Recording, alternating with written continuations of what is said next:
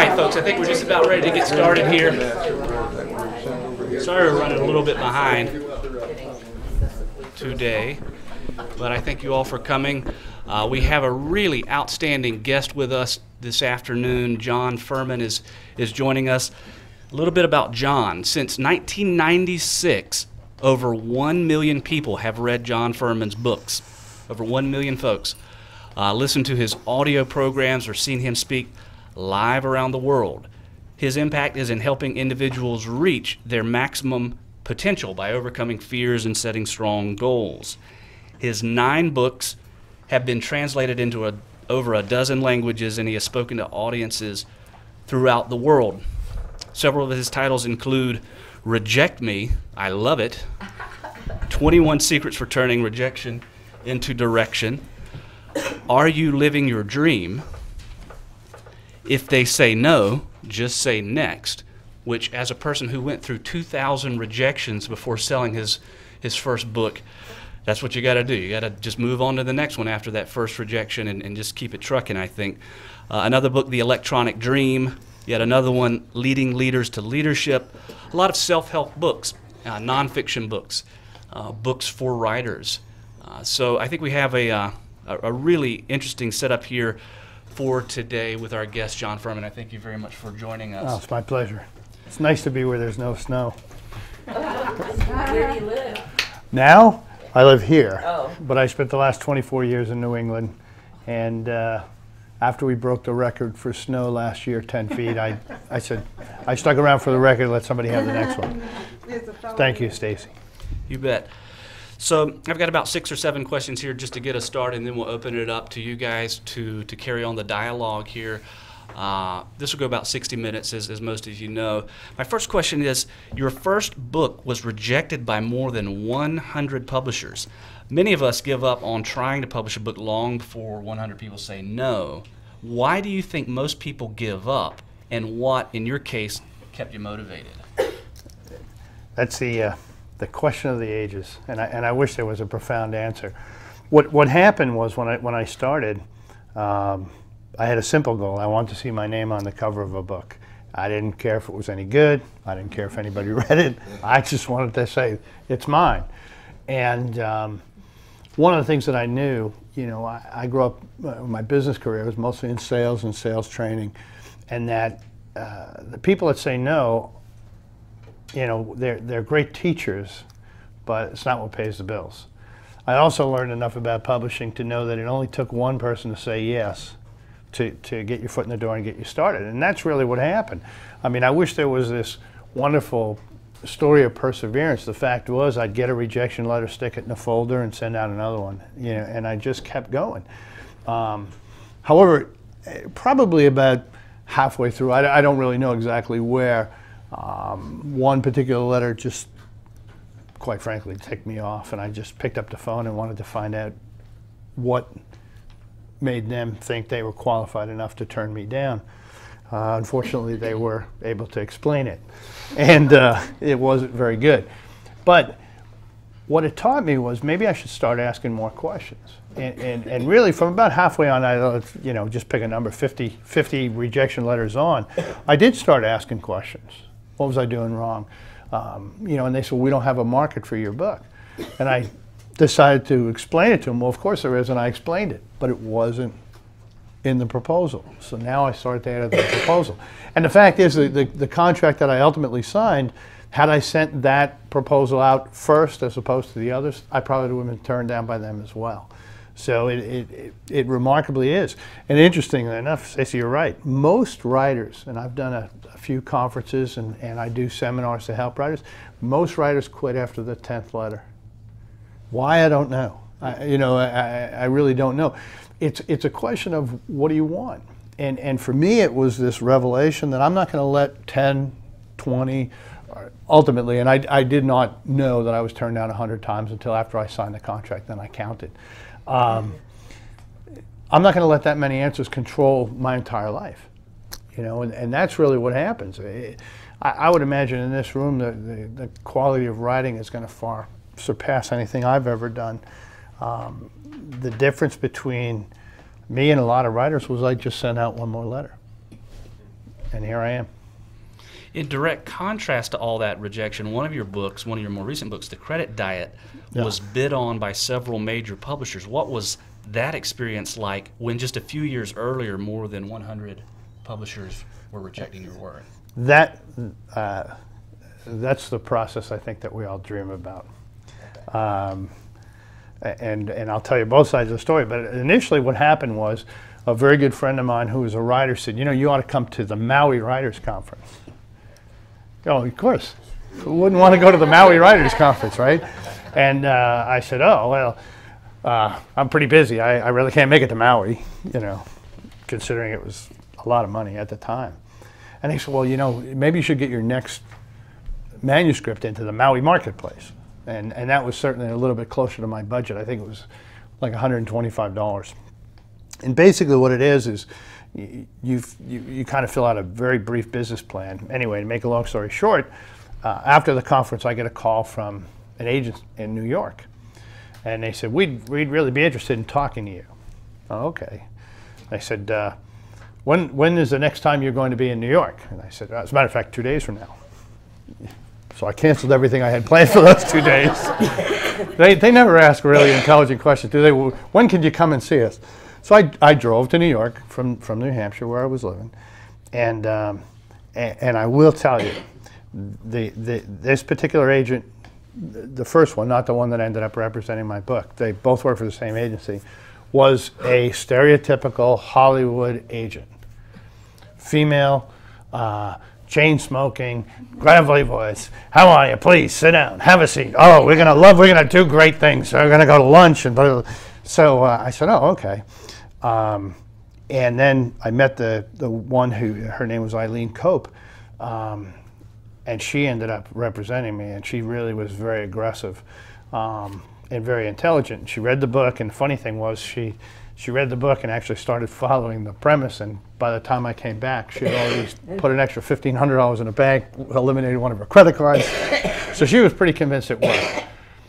So she says, now we're going shopping, you know. And I mean, again, I'm a guy, so I went, what the heck is wrong with this? And she said, no, we're going shopping for a publisher. And I thought, oh, okay.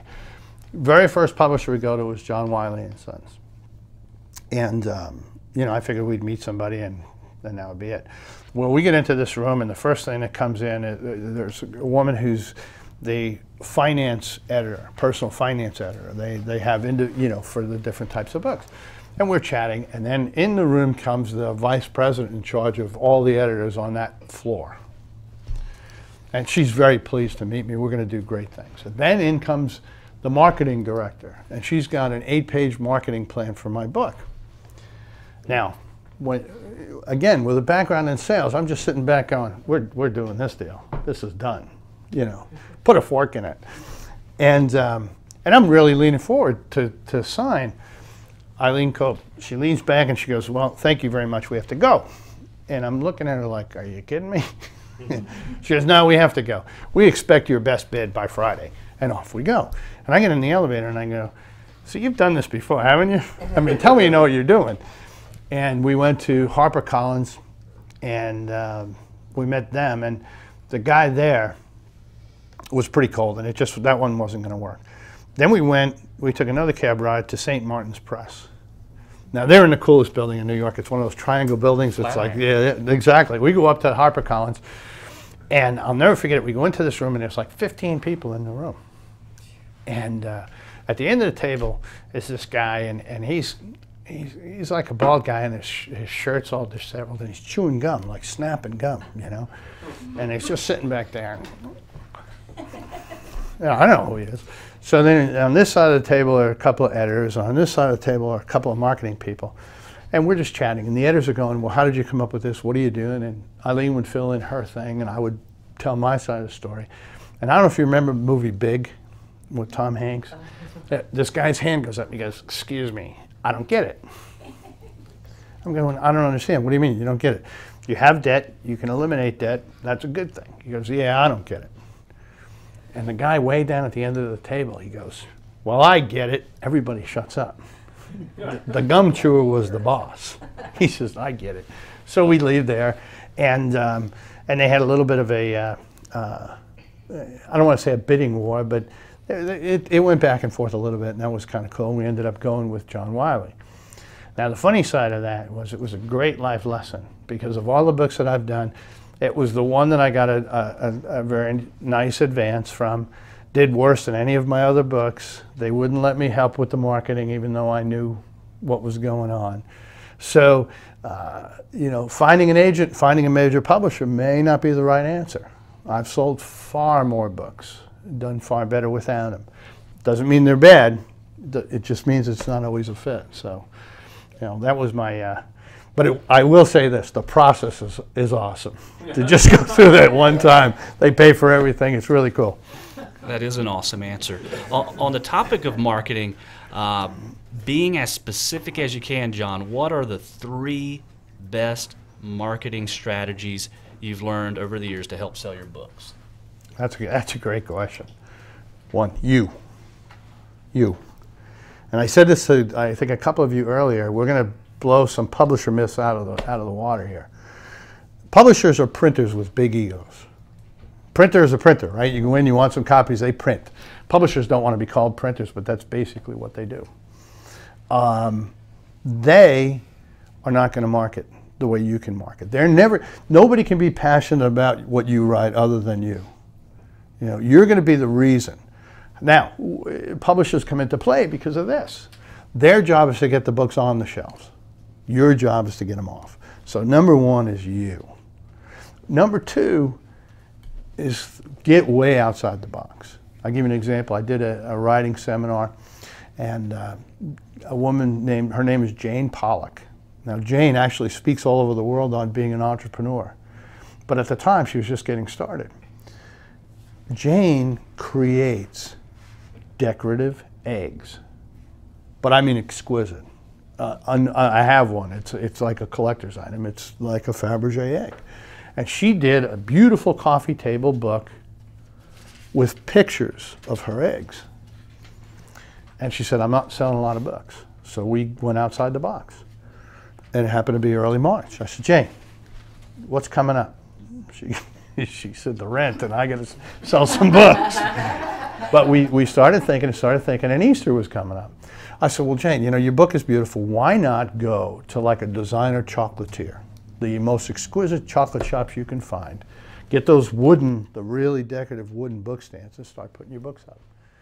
And she did, and the books took off, and she ended up signing a better deal with a better publisher, which does happen. One will buy the book from others. And it's done it's actually created a secondary career for her, talking about being in business for yourself. Think outside the box. Where can I put my book that nobody would think of? You know, what would surprise people?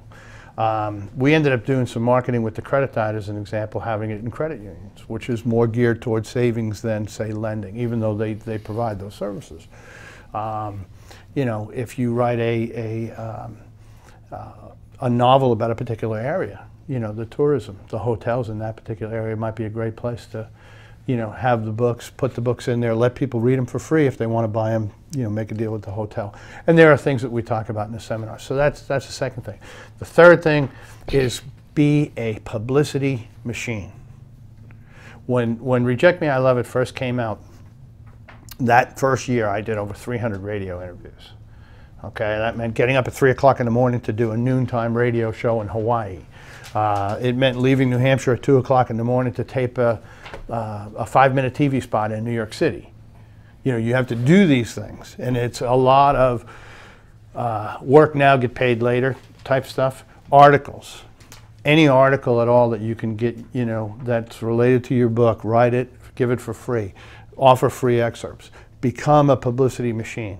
Now, Stacey knows he read a wonderful introduction. You know who wrote that? That would be me. Okay, you know, and do those things, press releases. The internet now is a wonderful place. Okay, I'll tell you, want to know a really great publicity trick? How many of you have books published now? Great. Tell me about your book. It's a young adult. A young adult, okay. The girl is 13 until she gets married. Now, what's the title of the book? My aunt calls me Suri. Okay, here's a great one. Go on Amazon, okay, in the young adult section, and start reviewing other books in a highly complimentary fashion. Okay, and I'll give you an example. Let's just say that, Joey gets a girlfriend. Joey gets a girlfriend is the next, and I would put in your title. It is absolutely it's spellbinding. It reaches heights almost equivalent, and what you're doing is you're throwing your name in there. You're at the time. Let me have your book, because I want to get the title right. All right. There we go. Here we go. My Aunt Calls Me Suri. Okay. Yeah. Joey Gets a Girlfriend is the next My Aunt Calls Me Suri. Much like Margie DeVolis. Much like Margie DeVolis, this author weaves the tale of blah, blah, and you just do that, and then you just keep writing it all over. Here's what happens. If somebody were to Google yours, all of those reviews would show up. Again, that's how it ties into the internet. Okay. So I can go in and...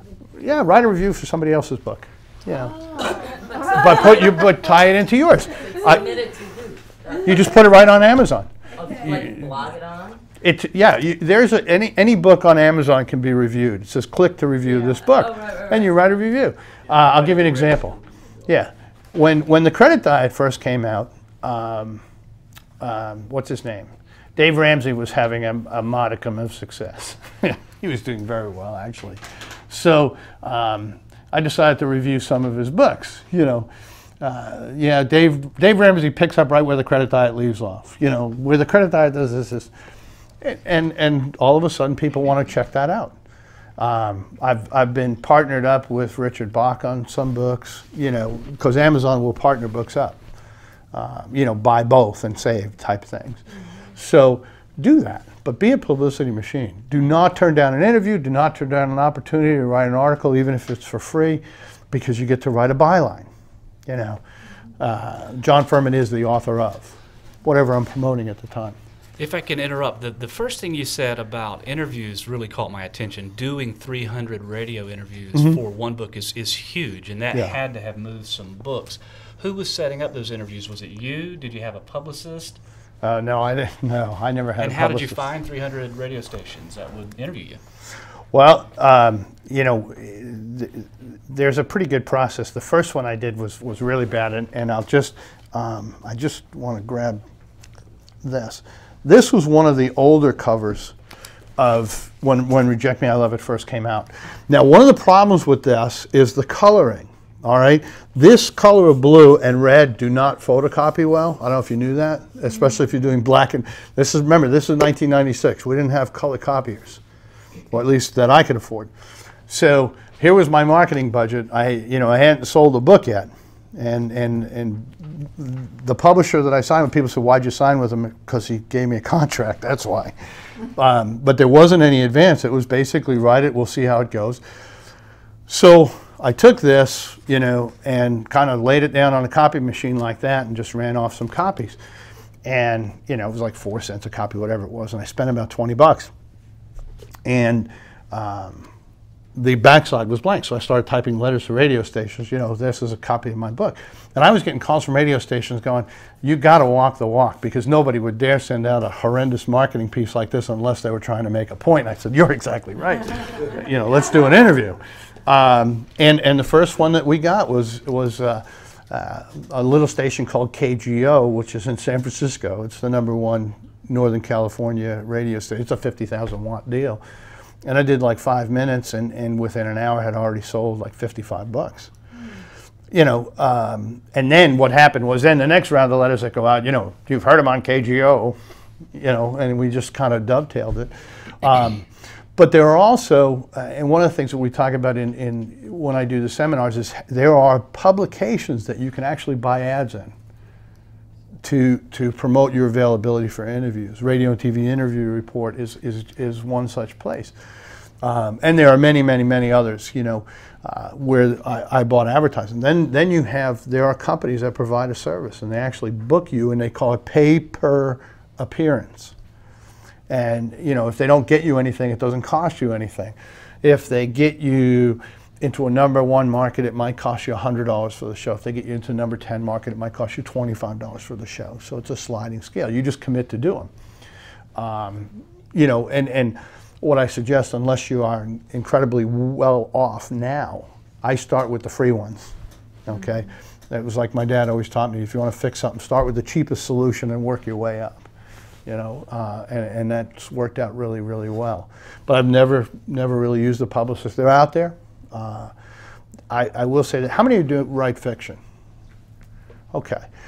Publicists really are more geared toward nonfiction work, just as a whole. You know, if you found one that says, I specialize in fiction and they've got some great clients, by all means use them. They're very professional. But by and large, it's easier to explain to media outlets nonfiction, because you're not making anything up, you know. Where fiction is a little bit harder. Everybody thinks, oh, well, it's just a story. Well, not necessarily. I mean, I've read some great fiction over the years. I love reading fiction.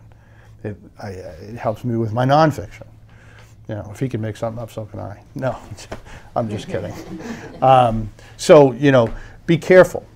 You know, be careful. Network. Get recommended a publicist rather than looking for one in the phone book. I have a question, John. Sure. Excuse me. Go ahead. Did I misunderstand you about, did you say you can switch publisher? No, publishers. No, you don't have a choice in that. Okay, I Yeah. misunderstood what you No, said about publishers. Yeah, a publisher will come in and anybody self-publish? Okay, we can talk about that maybe. But if you're at a small publisher but you're doing real well, it often, that title will get bought out by a bigger publisher with better distribution. Oh, it'll be the title. Yeah, they'll kind of renegotiate the deal, and here's the beauty: you get paid for that too. You know, they'll come in and say, I don't know if anybody remembers The Christmas Box. That was a great little short story. The guy Started out as a self-published book. yeah, photocopied and then and then one of the major publishing houses bought it out. Well, actually, a small publisher bought it out, and then a major publishing house comes in and says, we'll buy that from you, and it wasn't doing all that well for them. We'll buy it for $100,000. What would make another publisher do that? Believe it or not, coincidence, somebody read the book and said, you know, this is right up our alley. There are wrong publishers for your work. I've learned that. You know, but there are the other ones that go, this fits right in with and they decided to make it a gift book. And that was their whole thing. So they went in and bought it and then created this massive campaign behind it. And I think it's like 4.5 million copies later. Let me ask one more question, then I'll open it up to you guys. I can kind of walk around with the mic so we get a good recording of this as well. What kinds of things should an author include on a marketing plan, and should you include that kind of information when contacting these literary agents? Yeah, that's a really, really good point. So many of the magazines tell you that, you know, send a query letter, and what they don't tell you is that is going to be step one at best. Okay. When I did the credit diet, and one of the reasons we were able to get into these big publishers is, you know, my agent sent me a cookie cutter of a proposal they used for a very, very successful business writer. And she said, this is what they want. Each book should have its own business plan, and that's part of the proposal. What publishers want is, they kind of want a sure bet. Okay, they're going to spend probably 90% of their advertising, marketing, and publishing budget on 2 or 3, you know, sure bets. Tom Clancy, Stephen King, Nora Roberts, they get all the money. Well, then. Right? Yeah, yeah. But what they'll do is you know, if you have an interesting proposal, they'll take a shot on you. You're not going to get their money; it's already spent.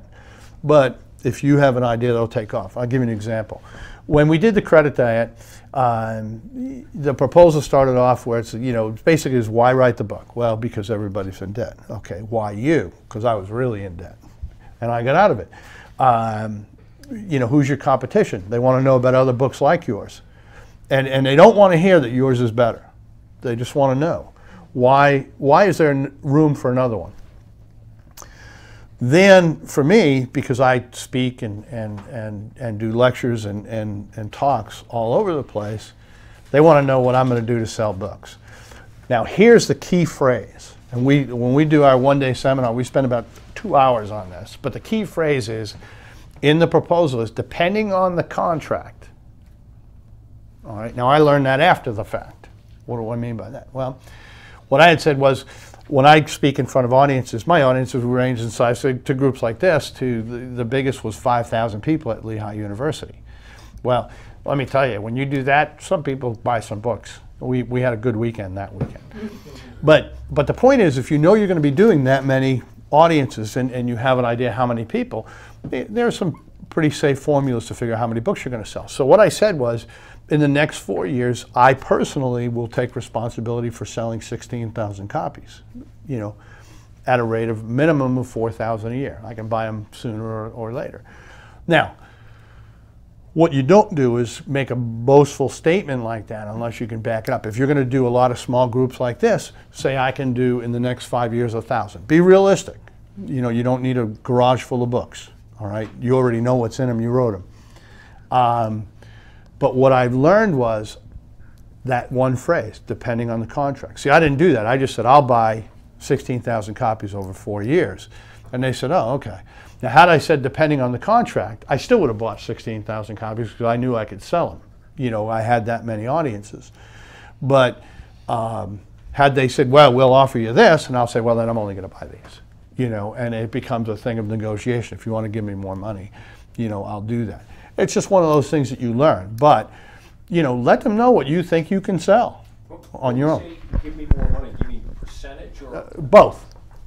Both. you don't mean in advance, though. Oh yeah, it's everything is open for negotiation when you get that opportunity. Okay, up until that point, I just went, okay, yep, here's another contract. Okay, but because I had an agent, they got me into that arena for the first time. And again, my background is in sales and marketing. Negotiating is nothing new to me. But, on the writing and publishing side, I hadn't been exposed to that. I hadn't had the opportunity to do that. So I learned. Let's go back to that. That's one thing that's not perfectly clear in my mind was how you found the Lowenstein agency. How did they first show interest? Were you just sending out query letters? No, the funny thing was I had sent out query letters and I never got any response. And then I tried, to use my marketing skills, At the time, one of the more popular brands were the chicken soup books. Okay, so what I did was I created a junk mail, basically. In other words, the outside of my envelope said, "Congratulations if you're the guys who signed Chicken Soup. If not, open this." And and then I went through this whole. I had a slick glossy and all my publishing credentials, or my published work, behind it. But what happened was, they found me at that Maui marketplace. I had done a mini proposal, if you will, and they were there. Agents do go to certain writers' conferences. Now, why would they go to the Maui Writers' Conference as opposed to the Wilmington Writers' Conference? Because it's Maui. It's not that there are better writers there. It's Maui. And they get to write the whole thing off. In getting to know these agents, as I work with them, and I ask a lot of questions, and don't be afraid to do that. I found out that they're perfectly happy to come home without anything. It's not, they don't go there specifically to get a book. They go there and, hey, if it happens, great. It's like a bonus. I will tell you this. If you get an unsolicited offer from an agent, run. Okay? I've got a file in my computer, again, from working with writers, of some of the bad guys out there, and there are many. And don't ask me how they find what you're working on, but they do. They're like mind readers at a carnival. Would love to work with you on your next young adult piece of fiction. But just to be perfectly clear, you put together kind of this really sort of outside of the box letter package. Yep. that was sort of direct mail. Mm-hmm. But that's not actually how you found your agent. You actually met your agent in person at this writers' conference, right? They saw my manuscript at the conference and actually contacted me shortly after the conference, and then I went to New York to meet him for the first time. You weren't in there, right? No. No. And how many times has this come up that I've mentioned this before over the past year and a half or so? So many writers that I meet that have published a book and found a publisher and found an agent first, they meet their agents at a writers' conference. I think it's wise to do these sendings because you kind of get a sense of some of the agents' personalities and that kind of thing. But ultimately, so many writers that I meet and have met that have gone on to publishing success first met their agent at a writers' conference. And that's very true. Any opportunity that you have to meet with agents, but you know what? Do just that. Meet with them. All right, you're not going to pitch your book. You know, I was at one of the things that I do is a lot of public speaking, and they have speakers bureaus, and they're kind of like agents, but for speakers. All right, we went to a big conference, and I kid you not, there were speakers bureau owners, or agents, if you will, running around with signs on them. I'm not looking for new speakers, leave me alone. You know, because they get tired of it. Hire me, book me, I'm the best, and I'm this, and I'm that. Don't, you know, because not every agent is a fit. There are some agents who specialize in historic romance novels, and they're the best in the business at that. There are some that specialize in business. There are some that specialize in books that translate easy into film because they've got connections on both sides in publishing and Hollywood. Do your research. Do your research. And don't be afraid to ask questions. When you meet them at a writers' conference, tell them, gee, I'm looking to branch out. I would like to see something in film. What would I do different as opposed to a regular proposal? Okay, here's a great question. If you were to find an author that you wanted to work with, how do you prefer to be contacted? Let them tell you. You know, some of them will be blunt and not very nice and say, not at writers' conferences, leave me alone.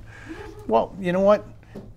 You get to choose. The funny thing is, you can succeed without an agent. They'd have a tough time without authors, and you need to remember that. You're the commodity that makes them some income. Be selective. You know, if you find someone that wants to work with you, find out why. What did they bring to the party? You know, what was nice about Eileen was she started at Prentice Hall, and then she went to Penguin as an editor, senior editor, before she got in. So she's seen both sides of the fence. And they have to serve an apprenticeship. So it's pretty interesting. Serendipity is a big thing in the publishing business. I think that I'm successful because I do everything. Anything that I can to promote, to get ideas, you know, I'll be working on a book topic, and because of that, I'll meet someone at a writers' conference. I'll be trying to do direct mail for agents, and someone will say, hey, you know what, you should just put it over here. When we're doing what we do, we discover all kinds of unique ways to take the next step, and it's often given to us by people in the same room. So it sounds like you met one of the senior agents at the Maui Writers Conference. Do you remember the exact setting? Did you meet her after a panel, or did you meet her at the hotel bar, which is No, I just got a note saying, you know, we should get together, and I said, okay, and, you know, of course, it had to be outside because she chain smoked, you know, but, so darling, you know. I'm serious. It was like Hollywood, you know. Got to her office in New York, she had that big leather couch, and the problem with guys like me being so tall, when you sit into it, your knees are way up here, you know, your butt's down near the floor, and she's sitting at a giant desk. It was cartoonish. I mean, she was just a tiny woman. She was smaller than you, and she's up at this desk going, you know, hey, don't tell anybody I'm smoking in my office. Okay. You know, all I can think of is, I don't know if you ever saw the movie Beetlejuice. I mean, it's a really odd, with the lady with the hole in her. I'm telling you, this is what she looked like for real, except without the hole. I mean, she didn't have that. But, you know, hello. And then Eileen comes in the room, and she looked like she came out of a glamour magazine. I mean, she was absolutely beautiful, a young lady, but knew her. I mean, you couldn't shake her confidence. You know, I was the one that was shaking when we walked out of Wiley going, we could have signed him right then and there. She goes, I know. So, but yeah. How did I'm sorry if I'm kind of pushing the point here, but you got a note from this agent. That's fascinating. So how did she find out about you? Okay, at that particular conference, what happened is if you went into the marketplace, and a lot of conferences have a marketplace, and it's basically a revenue generator to keep the cost of the conference down for everybody. Mm-hmm. And you pay, and I may be wrong, but I believe it was $125. And they would send you the paperwork you would need to submit your manuscript. In other words, it would ask, you know, who you are, what you're writing, but it was like, you know, give me 10 words on your writing history, list your publishing accomplishments, so you were kind of doing a bullet point resume, and then a bullet point proposal about that particular book. That goes into the pool, and they just sit there, and every agent there gets a binder with everybody's, and they just kind of go through it, you know. And some of them will walk away with nothing. I had another agent contact me from there, and then gave me a card, and then when I tried to track her down, she was in San Francisco. You know, this number doesn't exist. There's no, you know, so that happens too. So those opportunities, you know, I don't want to discourage anybody from trying anything. I'm just dead against people spending money that they don't have to spend because there's no guarantees. Yeah, I actually got an agent once by submitting a proposal at a writers' conference. Mm-hmm. I then did not write the book, which is another story. But I know that at the North Carolina Writers' Con, now that was free. I mean, you got a brief time, but the agents were there looking for manuscripts. At the North Carolina Writers' Conference, if you want to get your manuscript looked at, you have to pay for it, which to me, after having done it the other way, seemed, what? You know, like $100, $200 just to have someone look at it. So to me, that did not seem like a good idea. And I wonder what your opinion of that is. Like if you had, now that marketplace proposal, Yeah. that seems like that could be worthwhile. Obviously it was for you in that instance, but would you, okay, I have two questions. One, what do you think of paying to meet an agent? Mm-hmm. And two, how would you find out about marketplace proposals of that kind at writers' conferences? So you, in fact, did not have to. You can do that without attending the conference, correct? That is correct. Yeah. Okay. That's absolutely so how correct. would you find that out? Maui Writers Conference has the Maui manuscript marketplace. You can go to Maui, Google it. I'm not sure if it's .com or .org, but Maui Writers Conference. You know, pay to meet agents. If you go to Writers Conference, that's basically what you've done. Okay, you know, unless there is something, you know, genre specific that you wanted to learn, you know, and we were talking about earlier, you know, how to kill somebody. I mean, that, if you were looking to write crime novels, that's probably a good thing to know. And if you had the chance to talk to, you know, a writer who happened to also be in a previous career a forensic pathologist, that might be a good reason to attend. But basically, by and large, people are going to writers' conferences to A, meet other writers, because nobody on the planet understands what we go through except us, and B, meet agents. So you've already paid to meet that agent. If you have to pay to get them to read something, again, this is personal. No. No. Now, if you have to pay to put a proposal in, absolutely, because then they're going to come to you and say, you know, I'm interested in that proposal. All right? I've turned down agents who wanted to represent me because they had no experience in my marketplace. Doesn't mean they're bad agents, they're just bad for me. You know, don't be afraid to do that. It's, you know, the world needs to see your work, but under your terms as much as possible. You know, so it's very important. I think there's an interesting distinction too here. When you went to the Maui Writers Conference, it sounds like you had several books that you had published through the smaller press. Yes. As a bit of leverage. You could point at these things that you, and you probably pointed at numbers that you'd actually sold. Oh, and that's exactly right. When you do the resume, you know, they say, well, what did you write and how many did it sell? And this is a great point. How many of you here, before you came here, had no clue who I was, had never heard of me before? Just raise your hand. If you've never heard of me, ever. Well, Right. on the internet. When you could Well, yeah, but all right, before Stacey launched my publicity campaign. But, you know, and most agents hadn't either. So when I put down Reject Me, I Love It, you know, at that, and I'll probably get the numbers wrong, but it was, you know, like 120, 130,000 copies and this, that, and the other, and I, you know, here and here and here and here. And I put down, you know, smaller numbers. And then I went back and I put the dates of publication so that, you know, Reject Me, which came out first, had the most sales and all the way through. And, you know, and then negotiating for foreign rights, put that in there. And then I put, you know, I speak to an average of 15 to 30,000 people a year. all those things are important for the types of books that I was writing. That's the tiebreaker. You know, and that's all you're looking for is the tiebreaker.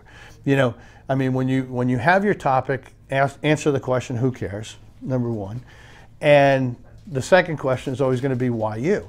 And if you can bring those two things across in a small proposal, you'll generally, you know, get somebody to talk to you, you know.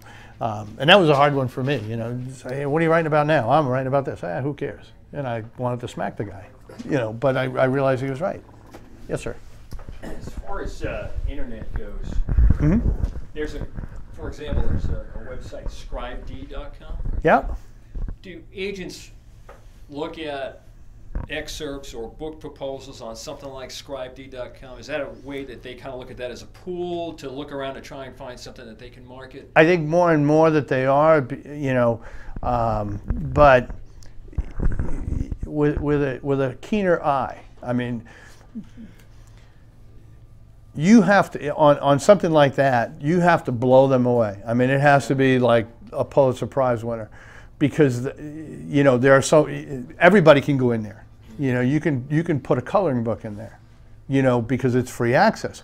However, that being said, there are more and more avenues coming to the internet, and, you know, it's going to be a place that they can go. They can't attend all the writers' conferences. I just looked, I don't know if you ever saw a website called Shaw Guides. It's every writers' conference on the planet. And Shaw Guide or Shaw Guides, S-H-A-W, yeah. And it's every writers' conference on any topic. You know, they have like the Antioch left-handed redheaded conference, you know, and you can go there if you meet those qualifications. But so agents are looking more at the internet than they did, you know, even 3 or 4 years ago. But I would put it there, but I wouldn't, you know, I wouldn't stop there. I mean, I would definitely put it in the mix. I would take advantage of anything. That's kind of low probability for you. But now, do some agents actually have a website where they say we solicit proposals? Yep. Yep. One of the things, you know, with any of that, whether it's an agent or you're going to a publisher direct, and you can solicit publishers without an agent. And some publishers will tell you, we prefer not to have agents solicit us. Biggest thing I can tell you is follow their instructions to the letter. If they say send me a note, send a note. Don't send them a note attached to a 700-page manuscript. They don't even read the note. Okay?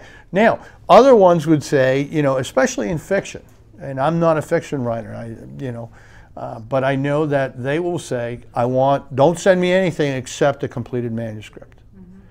All right? You know, don't send them like a middle chapter, you know, and say, I'm not going to tell you the end. Tell them the end, okay? Because they want to know. Just follow their instructions. 3 sample chapters, newspaper, whatever it is, send it exactly the way they want it. If you had unlimited money, let's say you had, you know, $500,000 to develop a marketing plan, what things would you absolutely include in a budget of $500,000 for a marketing plan? Wow. I'm just sitting here thinking of $500,000. Well, I mean, you could blow it all in, you know, a TV spot, absolutely. which probably wouldn't be wise. No. Number one on my list is radio. Whatever you have to spend to get on radio. Radio is the ideal medium for writers. Okay. Wow. Well, I mean, I'm a prime example. When I grew up, my father told me I had a face for radio and I needed to be there. The thing is, it's convenient as heck. You can be anywhere and do interviews anywhere else. Like I said, I'm in New Hampshire doing interviews in Hawaii, Texas, Idaho. Second interview I ever did was on a Detroit radio station, and the host was Mr. Ted Nugent, the Motor City Madman himself, and we had a blast. But at the time, I was in New York. When I'm traveling, I don't have to give up my radio spots. Okay, so you can get a lot more exposure on radio. Television's a wonderful medium. Don't misunderstand me. You know, I've done TV spots. I was in New York, and we did some TV spots for Good Day New York, which was great. But I had to be in New York, so I had to leave. You know, and it's a an early morning show. It comes on just before Good Morning America.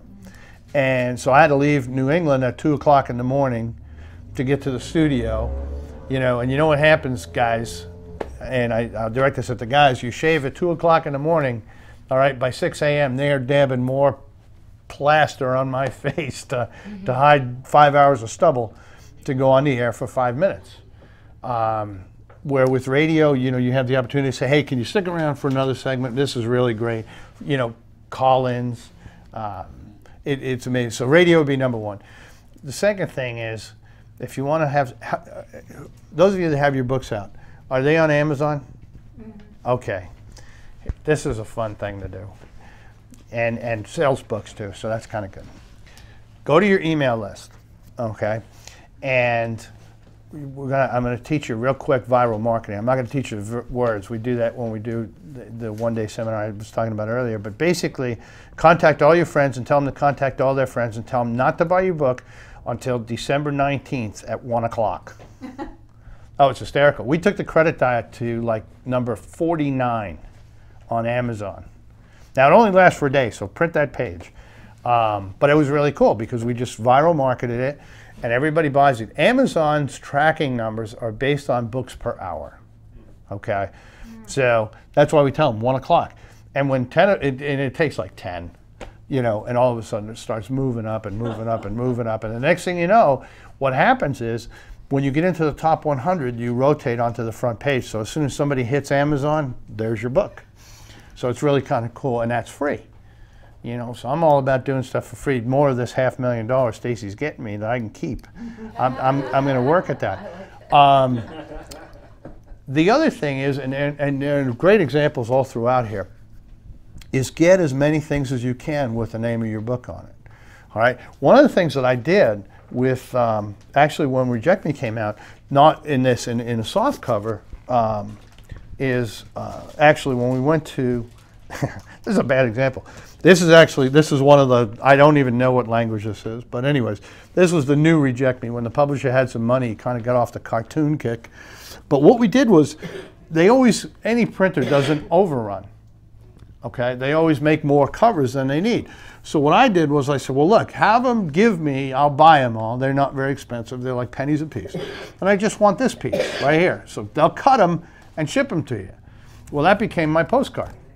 Anytime I did any mailings, I sent this out. So it was, you know, and again, understand, the secret to selling 750,000 copies of anything is sell them one. Get somebody to buy one, and watch what happens. Okay? And here's what I mean. And I talked about it earlier. I was in a book signing, okay? And as authors, you know, you've heard both sides. You know, people will tell you book signings are just an incredible waste of time and you don't make any money and da-da-da-da. Maybe. I just like talking to people. Well, anyways, I did the book signing. It was at a Borders Books, you know, which is great. And guy came in, bought the book, signed the book, you know, chatted like this, and off he went. Read the book and called me and said, how do I get in touch with the publisher? And I said, well, it depends. Why? I said, I know how to get right through, but I want to make sure that. He said, well, I need to order some of these. I said, oh, well, in that case, here's his number. And he ordered 1,400 copies for his company, and we were off and running. Do those things, any of the free things, book signings, because again, you're looking for that one special person, whoever it might be. You know, it's just like Stacey said, how do you find an agent? You just talk to people. You know, you never know what's going to happen. You know, give away your books, give them away. This is one of those. This is how you do it when you're flat broke, okay? Which is usually right after it's come out in print. You're about as broke as you're going to get.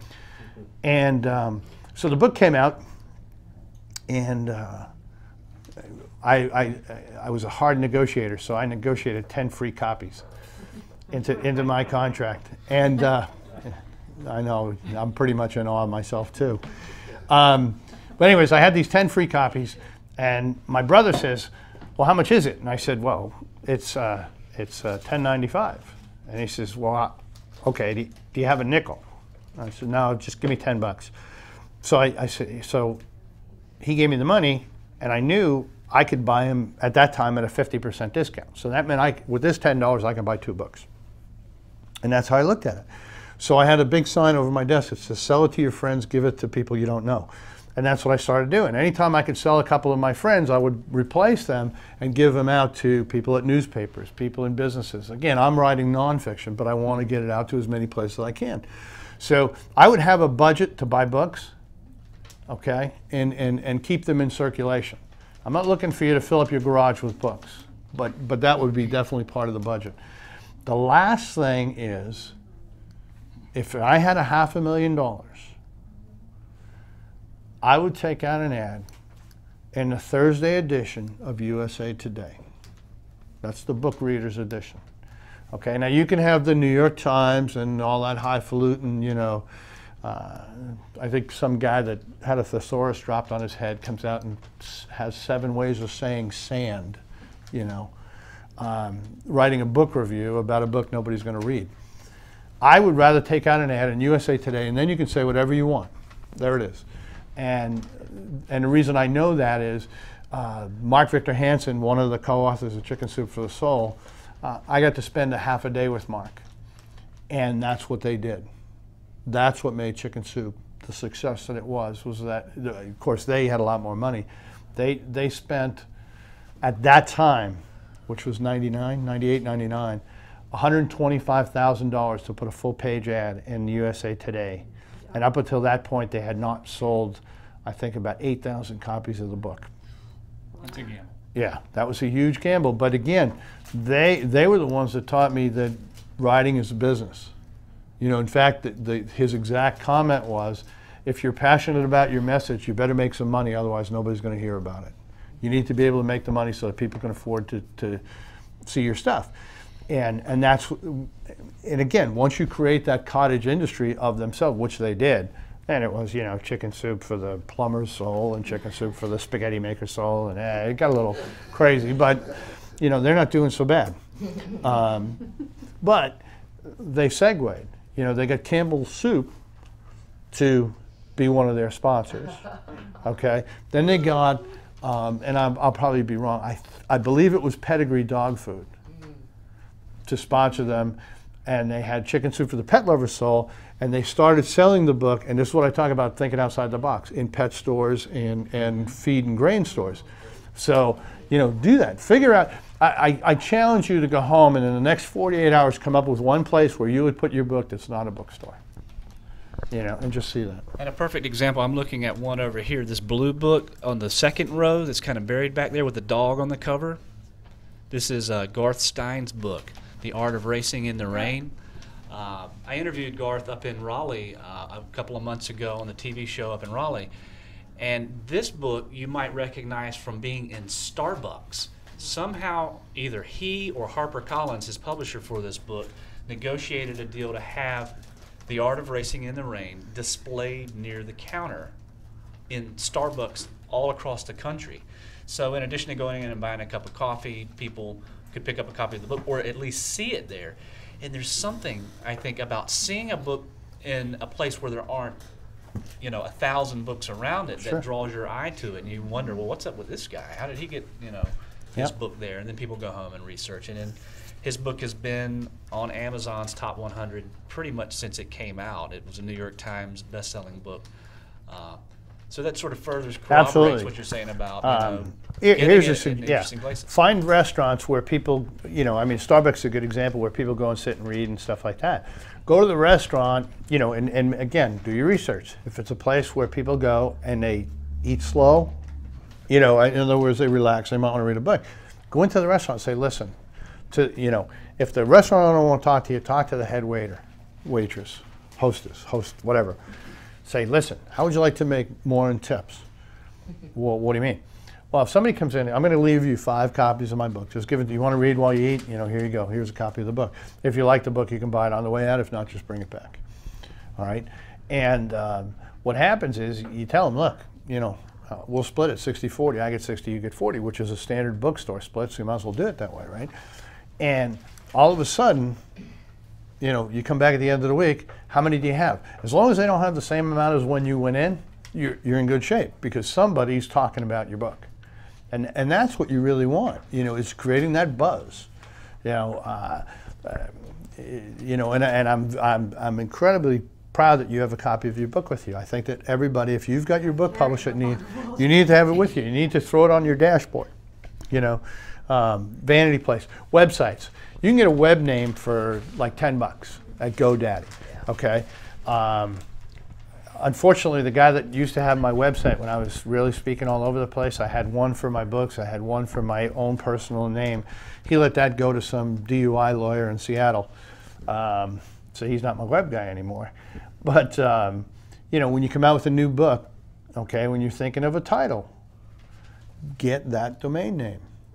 You know, exactly the way it is on your title. The nice thing is when I first started, you know, I couldn't get rejectmeIloveit.com because back then it was too long. They had to be short. Now, heck, you can put, you know, I mean, The Art of Racing in the Rain and the author's name.com. You know, so you can do those things. Do that. Invite people to your website. Give it away. Yes. If I could just for a minute, Sure. and then we'll take a couple more questions here. I do have this sign-up sheet. I'm going to pass it around. If you've got if you'd like to put your email address down here, then I can let you know about future speakers when we have them here. I'll get this started. Do you have a question? Yes, I do. I'm going back to one of your comments at the very beginning. I just want to be real clear. You said click the review this book on Amazon, and in your review you just throw yours in. Oh yeah. Yeah. I mean, I've done these, and I wish, because I would show you, but it may have been taken down now because it was years ago, you know, and it was somebody like, I think, M. Scott Peck, who wrote The Road Less Traveled. M. Scott Peck did an interview a day minimum for 11 consecutive years. That's why it was on the New York Times bestseller list for 12. Okay. And I didn't know that he had done that until later on. And, you know, one of the guys that I had known and said, well, you know, you're writing, you know, personal development stuff, kind of like M. Scott Peck. And I said, oh, who's M. Scott Peck? He said, well, you know, he writes the same kind of stuff as you. I guess my question is, how can you determine which one of those are really credible and worth sending to? And then what is kind of your limit? Yeah. Like if you say, you know, like you, I check all the free ones first. Right. You know, and then the ones that are $5 to $10 to $20, I'll go for. But if it's like a $700 entry fee, Yeah, no. yeah, I'm going, no, I don't think that's quite what I'm looking for. No, But because they for offer $700 cash you can prizes. print your book yourself. Yeah. Writer's Digest is a great source. Not so much in the classifieds, because they will put a classified one in there that'll get you every now and then, but they every now and then, and I think you're going to address this probably better than I, they will do an issue on writing contests, and you want to read that and see those contests. The Writer's Market, which is the same, that's a big one, has annual contests in the back. And again, they kind of screen those. There aren't any bad ones in there, but you have much more information than I, and I'm happy to If you are learn. writing for children, you need to be a member of the Society of Children's Book Writers and Illustrators. It is an international organization. It's a $60 a year fee. We have a very, very strong Carolinas region chapter. We just had a conference last weekend in Durham with agents and editors, as well as speakers. Exactly. They will answer any question along these lines that you have. Again, that's the Society of Children's Book Writers and Illustrators. And they have a website. I visited. It's a great, very helpful. Yeah, resources like that, I think, and that's an excellent point. You know, whenever you can, you know, hang around with other writers, regardless of genre, but, you know, because a writer knows a writer knows a writer, eventually you end up connecting and getting information like that, which is incredibly valuable. That website, I would imagine, without having been there, can probably answer that question like that. Absolutely. I want to make sure that everybody has an opportunity to ask a question here. Yeah. You make me feel very guilty as That's as my a job, I'm reader, Catholic. Yes. After you spoke about the man that came to you shaking with the book. I have read many books that I would like to do that, contact the authors, and I just never have had the nerve to try through the publisher, and now everybody is on the internet. So now I feel very guilty. Thank you. Well, no, that's my gift to all You of should you. feel inspired. But, you know, and it's funny you say that. I make sure my contact information is in every one of my books, and it's just a simple email address. Email me. One of the writers that I admired over the years, actually was a hero of mine, is a fellow by the name of Og Mandino. Most people don't know who he is, and yet he sold 20 million books. Okay, his first book, The Greatest Salesman in the World, still sells over 100,000 copies a month today. He was in the Success magazine. He was one of the editors of Success magazine in one of its earlier incarnations. But what struck me about him was he answered every contact personally. I mean, and he gets way more than I, but he does. He answers every single one because he felt, and as do I, if someone took the time to write to me, I owe him at least that courtesy. You know, I mean, I may not answer them that day, but I will answer everybody, and I think everybody should. But that being said, there are a lot of authors who kind of buy into their own press. You know, I think I'm going to be a recluse. I'm going to, you know, I need to have some kind of psychological problem. I need to be institutionalized. Something add to the mystique, if you will, of the career. And you know, and I don't want to. I'm not saying this to belittle it. It's a job. And I don't mean that in a bad way. I mean that every day you have to get up and do your job. That's how you get better at your job. You know, people say, how do you learn to speak? Speak.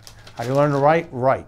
I mean, there are days where I have these, you know, what do they call it, the streaming consciousness, and I write and I write, and it's garbage. You just got to throw it all away. And, you know, the difference is, bless you, with some of us is we go, oh, I've run out of words, I can't. It's just a day. Tomorrow I'm going to write something else, you know, and sometimes it ends up being an article, sometimes it ends up being, you know, kindling from my fireplace. You know, but you just have to do it every single day, and that's how you get better at it, you know. Do you have a website? Not anymore, because I've backed off on my speaking, you know, and I don't, now that I've moved down here to the beach, I don't want to warehouse my stuff anymore, so I just send everybody to the publisher. But that will change. I've got some things here for y'all to take. We're going to do this in much greater detail middle of next month. It's a full day publishing, I guess is the way to say it, publishing seminar. We're going to take the mystique and the myth, go into a lot more detail than even though Stacey had some great questions, as did y'all, about putting together a business plan for selling your books. It's not a typical writers conference, because I don't really get into what you're writing or how well you write. I'm not qualified to judge that, but you know, I can give you the marketing. You know, I like to call it mastering marketing for the meek.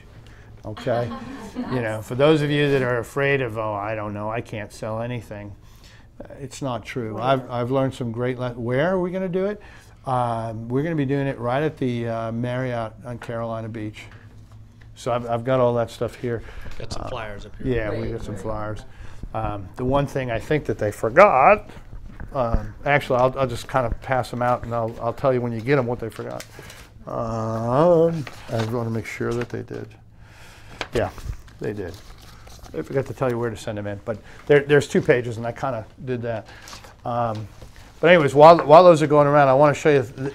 I want to show you what you're in for and why you do this, because it truly is some kind of fun things. Most of these you're not going to be able to read, as can I. This is Spanish. This isn't out yet. This was Hungarian. Taiwan.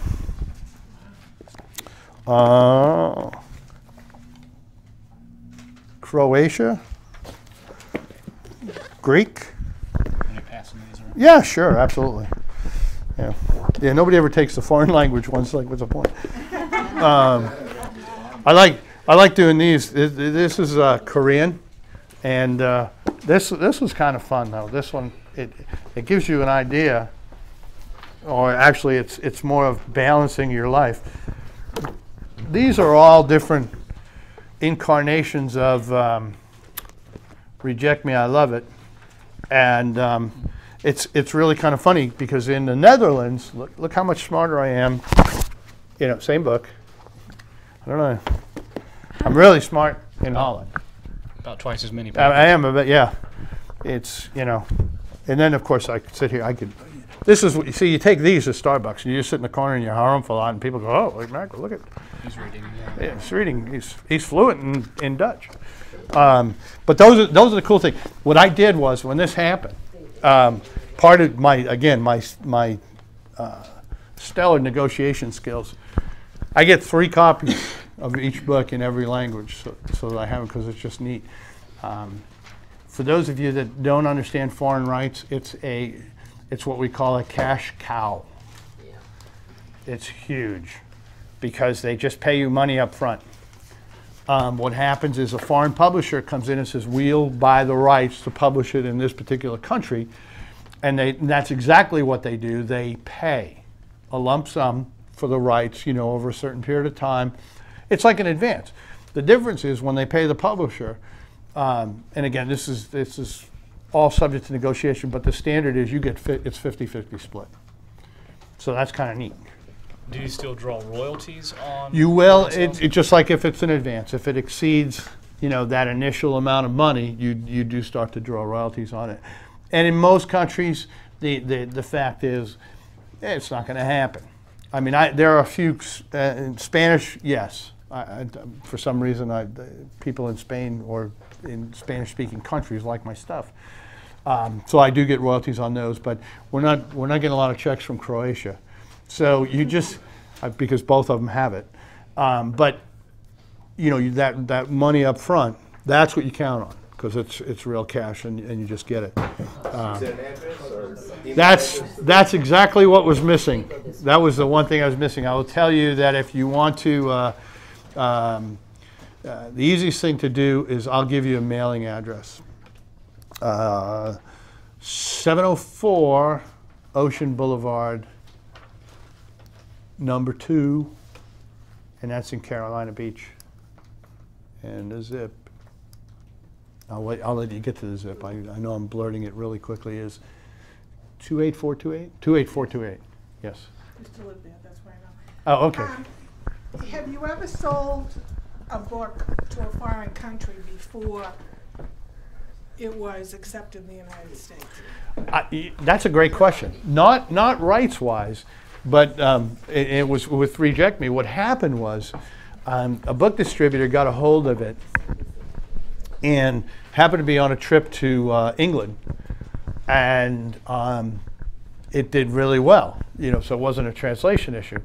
And my publisher sent me a note, and he says, we're going to change the copy, the cover, to say international bestseller, because after they sold it in England, they sold a like amount in Australia, and I had at that point sold, I think it was, again I'm going to estimate, it was around 10,000 in England and 15,000 in Australia, so it's 25,000 copies outside the country, and I think we were at like 150 in the U.S. So yeah, sometimes you do a little bit better, you know, a stranger in a strange land type thing, but we caught up in the States eventually in that one. But you guys are great. You got some great questions. What is your, sorry, go ahead. These international books, were they written for the purpose of that group, that audience, or did they translate from English to whatever? They translated, you know, so there's probably some things in there that I didn't say. You reached that audience Yeah. for some reason, and it was just Right. your basic knowledge or experience of whatever you Yeah. have seen.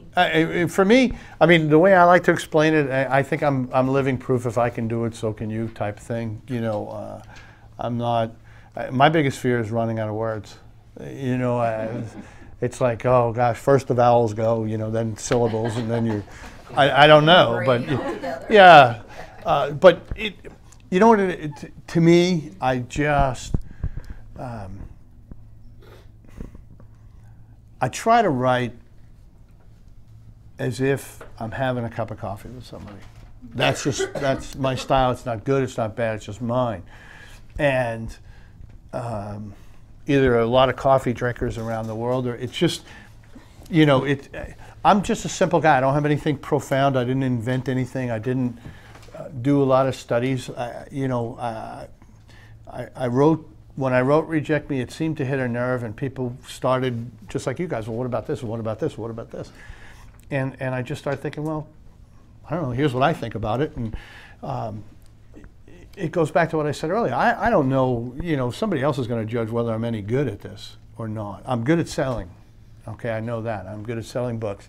I don't know if I'm a good writer, but I'm not going to change my style, you know, because it actually, quite frankly, it scares me.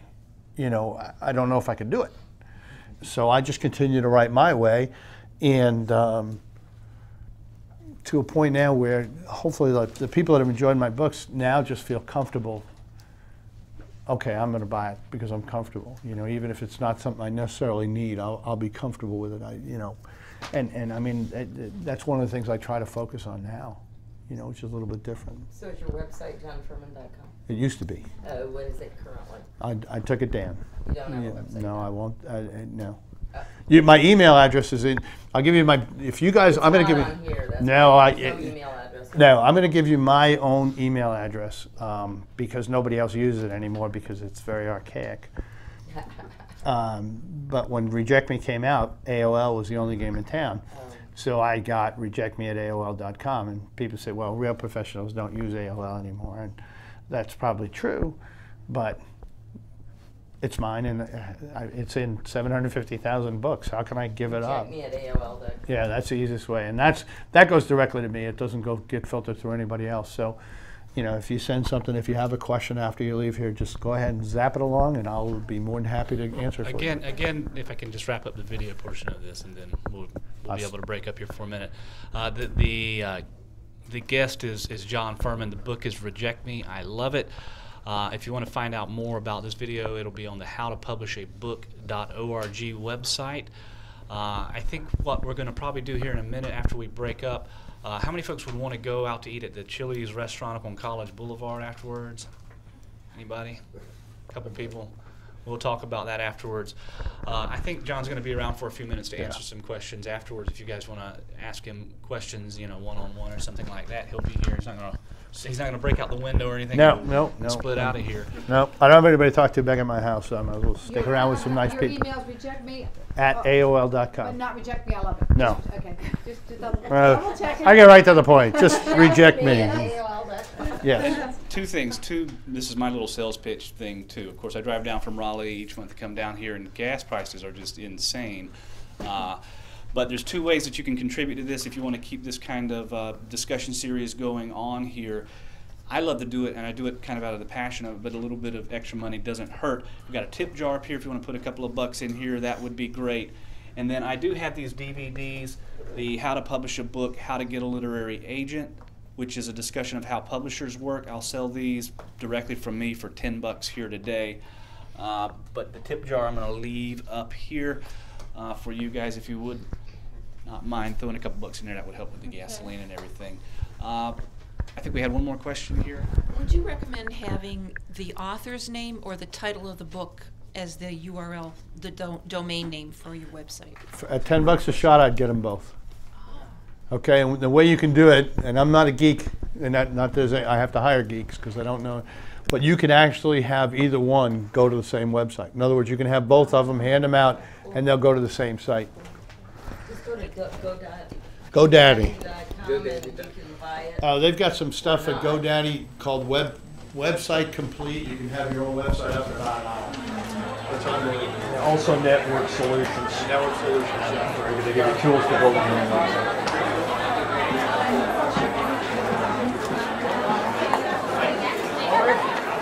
A little bit right.